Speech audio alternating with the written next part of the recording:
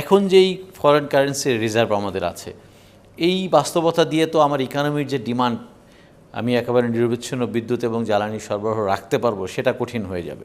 সেটা কঠিন হবে, সেটা শুধু আমাদের আমি তো মানে স্লো করে দিয়ে আমি অন্য ডিসিশন নিব কিনা, সেটাও একটা বড় চ্যালেঞ্জের জায়গা। যখন জ্বালানির মূল্য বৃদ্ধি পায়, আমাদের মতো উন্নয়নশীল দেশগুলোর যত উন্নয়ন কর্মকাণ্ড 1 মাস 2 মাসের মধ্যে সম্পূর্ণ ধূলিসাৎ হয়ে যায়। এটা ইকোনমিক ডিস্ট্রয়েড হয়ে যায়।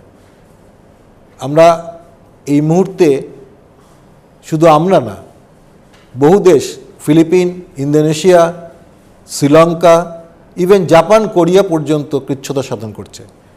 তারা ওয়ার্কিং আওয়ারকে কমিয়ে আনছে, 4 দিনে নিয়ে আসছে, অন্যান্য নানা রকমের ব্যবস্থা গ্রহণ করছে। সারা বিশ্বের ইকোনমির উপর এটা আঘাত করবে। আমাদের মতো গরিব উন্নয়নশীল দেশের জন্য এটা আরও বেশি ক্ষতিকর, আরও বেশি একটা মারাত্মক ক্ষতি করবে। যে বিভিন্ন ইন্টারন্যাশনাল যে অর্গানাইজেশন, তাদের প্রজেকশনস আমরা দেখছি যে $150-200 পর্যন্ত জ্বালানির দাম চলে যেতে পারে, এবং আনুপাতিক হারে হিসাব করলে গ্যাসের দামও বাড়বে, যেটার উপরে আমরা 30%-এর উপরে ডিপেন্ডেন্সি এখন আমাদের আছে। বাংলাদেশকে আসলে এই মুহূর্তে এইরকম বাস্তবতা মাথায় রেখে কোন প্ল্যানে আগানো উচিত? ইমিডিয়েটলি তো আসলে স্পট থেকে অতি উচ্চ মূল্যে না কিনে, মানে মিনিমাম যেই ইকোনমি চালু রাখার জন্য যতটুকু দরকার সেটুকু না কিনে তো আমাদের উপায় নাই। কিন্তু আমি মনে করি রিনিউয়েবল এনার্জির দিকে আমাদের আরও ফোকাস করা উচিত। কিছুটা হলো রিলিফ হবে। রিনিউয়েবল এনার্জি আমাদের যে জ্বালানি যে সমস্যা, সেটা সম্পূর্ণ সমাধান করতে পারবে না, কিন্তু আংশিক হলেও এটা করতে পারবে। এটা কিন্তু আসলে একটা যুদ্ধকালীন পরিস্থিতি। এই যুদ্ধ আমরা করছি না, কিন্তু বিশ্বের যে যুদ্ধকালীন পরিস্থিতি সৃষ্টি হয়েছে তার প্রতিঘাত আমাদের উপর আসছে। সুতরাং আমাদের কিন্তু এই যুদ্ধকালীন সিচুয়েশন চিন্তা করেই আমাদেরকে এগোতে হবে।